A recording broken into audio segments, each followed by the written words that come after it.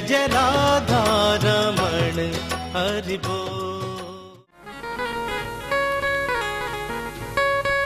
ऋषयो मंत्र दृष्टारः, वेदों में शास्त्रों में ऋषियों ने रिसर्च करके सूत्रात्मक विधि से सब कुछ लिख दिया। उस पर शोध कर रहे हैं वैज्ञानिक लोग, विदेशी लोग। हम संस्कृत से भाग रहे हैं और विदेशी लोग संस्कृत को पकड़ रहे हैं।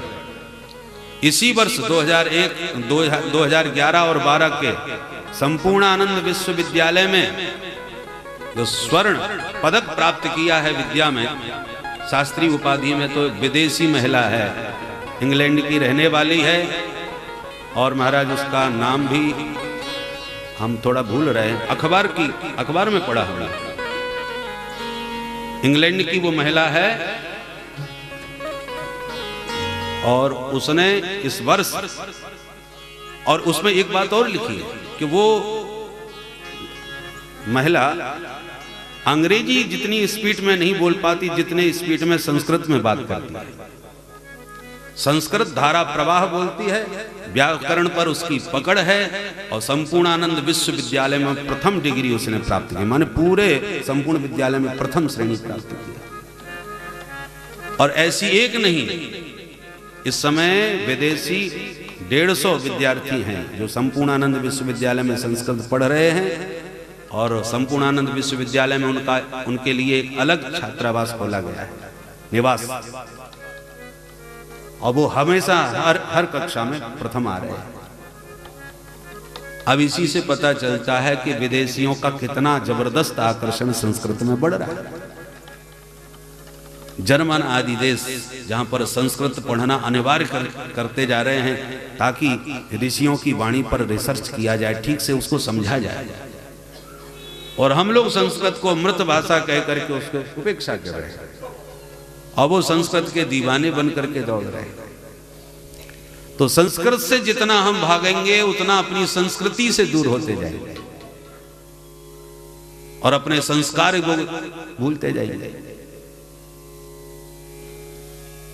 इसलिए ऋषियों की वाणी में जो रहस्य है वो सब संस्कृत में है। इसलिए उसके लिए हमको सबसे पहले संस्कृत को संभालना पड़ेगा।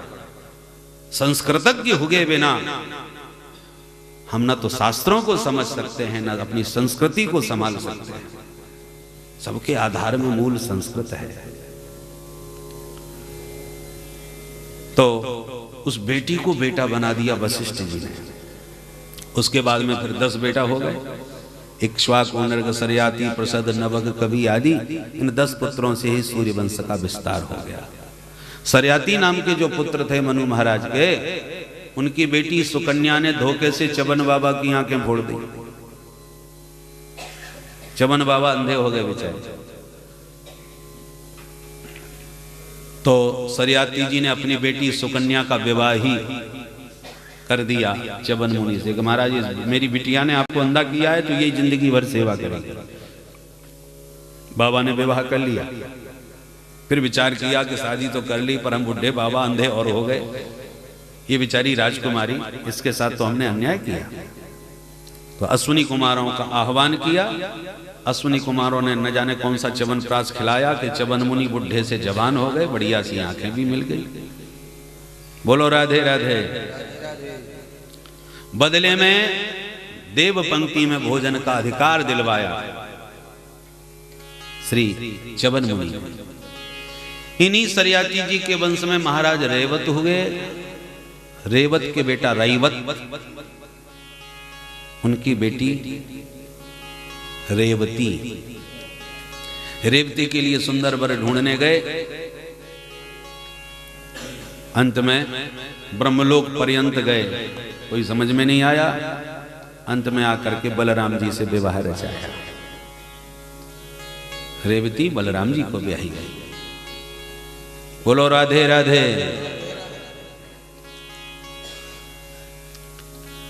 इसी वंश में आगे चल करके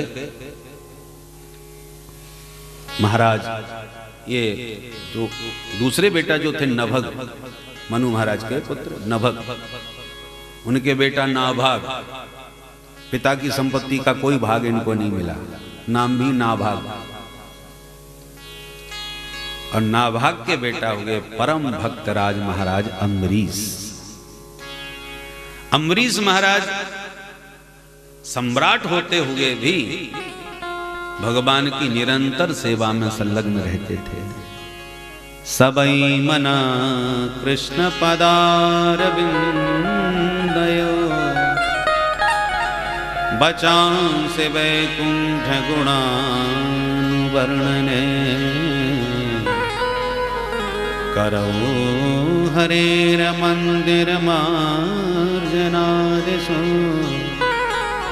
श्रुतिं चकाराच्युत सत्कथोदय। राजा होते हुए भी महाराज अम्बरीश ठाकुर जी की अष्टयाम सेवा करते थे, आठों प्रहर। बड़े बड़े लोगों के घरों में सेवा तो होती है ठाकुर जी की, और के पुजारी अलग रख रखे हैं, पोंछा लगाने वाले अलग रखे हैं, तो पैसे से तो सेवा बहुत करा सकते हैं सेवकों के माध्यम से। पर राजा होते हुए भी ये करऊ हरेर मंदिर मार्जनादिषु, ठाकुर जी के मंदिर में झाड़ू पोंछा बुहारी सारा कैंकर्य राजा स्वयं करते हैं। किंकरः किम करोमीति किंकरः, हर समय ठाकुर जी की सेवा। और ऐसा भक्त जो सर्वथा भगवान को समर्पित हो जाए तो फिर भगवान अपनी भगवत्ता भुला करके उसकी रक्षा में लग जाते हैं। भगवान ने अपना सुदर्शन ही अम्बरीश की सुरक्षा में समर्पित कर दिया, इसका ध्यान रखो।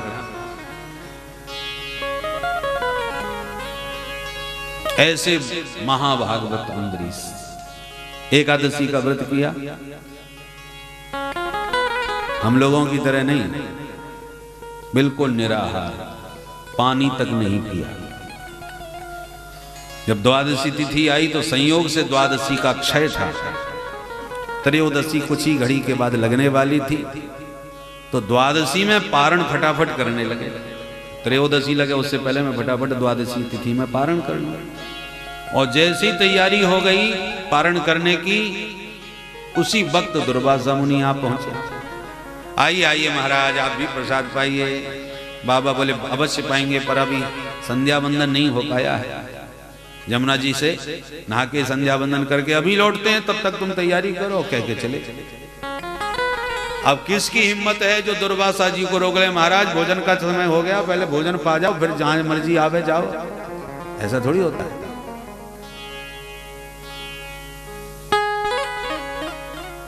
तो जब तक आएंगे तब तक हम ही पालें, ऐसा भी नहीं होता। जिसको निमंत्रण दिया हो पहले उसको पवाओ, उसके बाद में पाओ। बोले महाराज जी तो आते रहेंगे, पहले पाओ बाबू, 12 तो बज गए, अब कब तक उनकी प्रतीक्षा करें? ऐसा नहीं।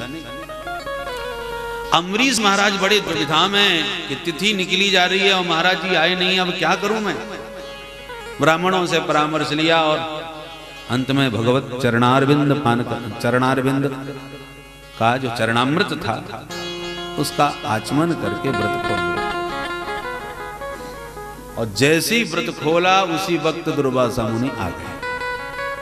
पता लगा कि व्रत खोल लिया, सोई महात्मा की आंखें लाल। यो माम अतिथिमायातम आतिथ्येन निमंत्र च अदत्वा भुक्तवांस्तस्य सद्यस्य दर्शये फलम। मेरे जैसे अतिथि को प्राप्त करके निमंत्रण भी दे करके तूने मुझे पवाए बिना पा कैसे लिया, व्रत खोल कैसे लिया? अभी उसका फल चकाता। जटा उखाड़ के पटक दी, उससे बड़ी भयानक कृत्या पैदा हो गई। और जो विकराल मुंह फाड़ करके राजा को खाने दौड़ी, तो राजा तो हाथ जोड़ के खड़े हो गए, अपराधी हूं, जो चाहो सो दंड दो महाराज। राजा तो हाथ जोड़ करके प्रार्थना करने लगे, और रक्षिष्यति इति विश्वासो। वैष्णव की निष्ठा भगवान पर होती है, वो ही उसकी रक्षा करें। इसलिए कुछ भी नहीं किया, हाथ जोड़ के खड़े रहे।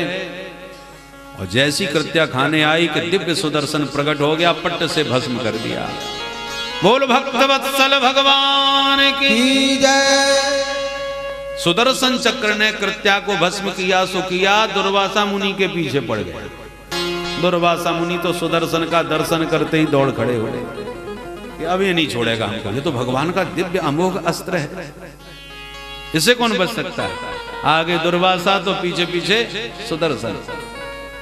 ब्रह्मा जी की शरण में गए, हे विधाता आप ही सृष्टि करता, मेरी रक्षा करो।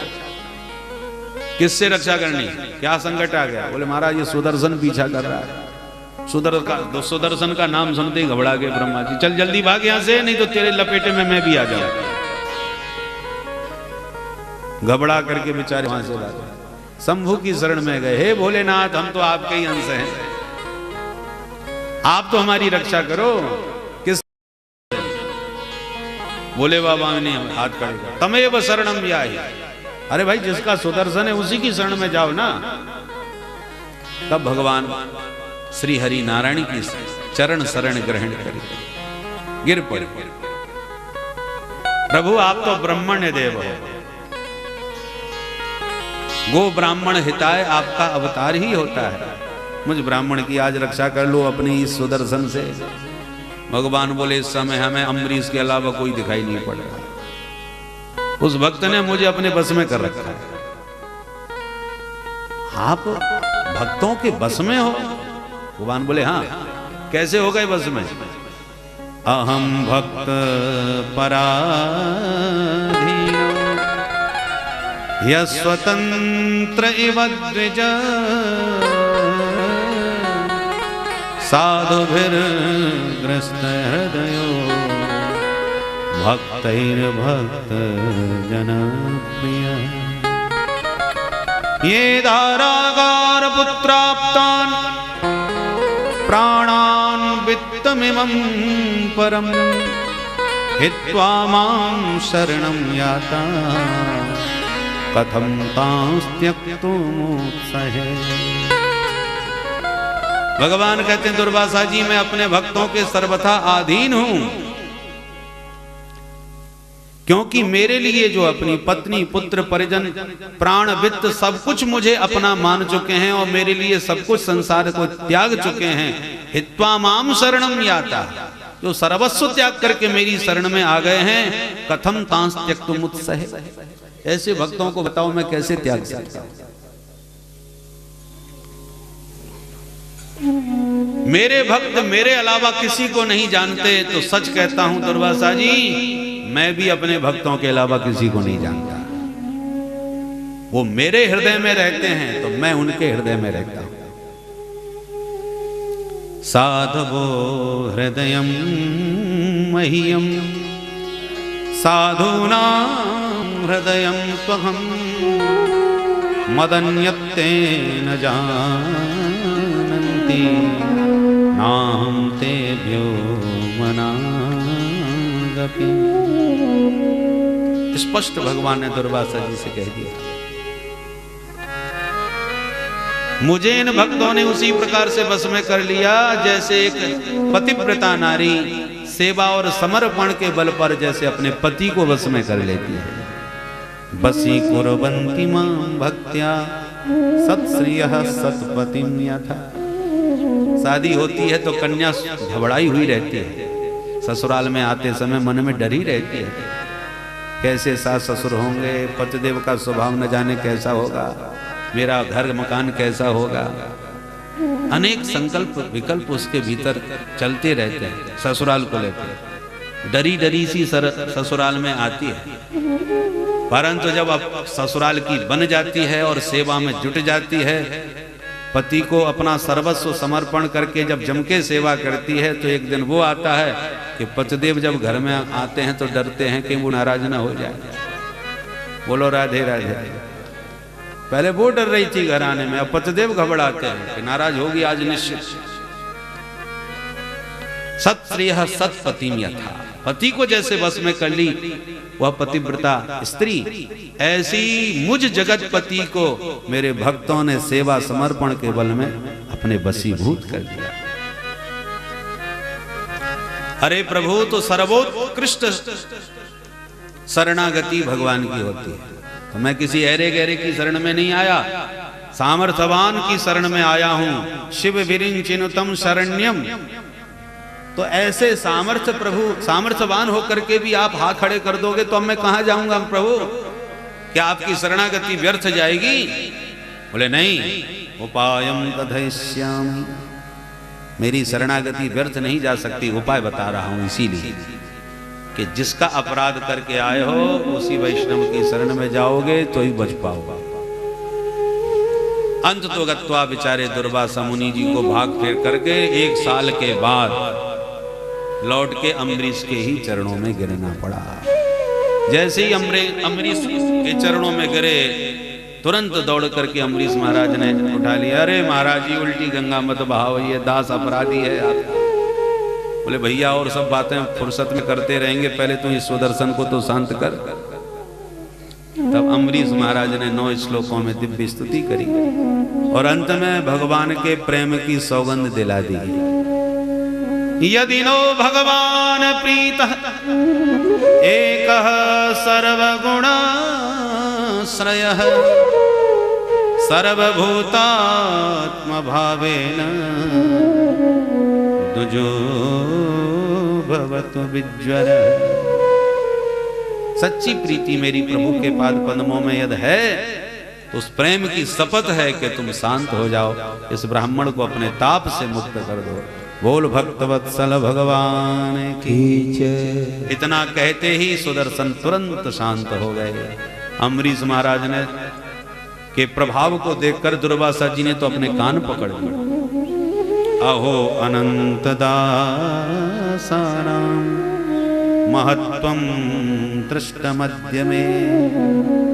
हे प्रभु, आपके दासों का महत्व आज मैं भली भांति जान गया। बोल भक्तवत्सल भगवान की जय। ऐसे परम भागवत महाराज अम्बरीश हो गए। इन्हीं अम्बरीश के वंश में आगे चल के राजा युवनाश हो गए। सूर्य वंश में प्रायः सभी राजाओं को संतान की समस्या रही। युवनाशु के भी कोई संतान नहीं। इन्होंने भी यज्ञ करवाया। यज्ञ लगभग पूरा होने को आया कि रात के 12 बजे लगी प्यास। सो ब्राह्मणों से पूछे बिना यज्ञशाला का मटका उठाया, पट से पी गए पानी। सवेरा हुआ, यज्ञ की विधि जब संपन्न होने को आई तो ब्राह्मणों ने देखा कलश खाली। अरे इस कलश का पानी किधर गया? राजा बोले महाराज क्षमा चाहूंगा, रात में बड़ी जोर की प्यास लगी सो अपने राम पी गए। हैं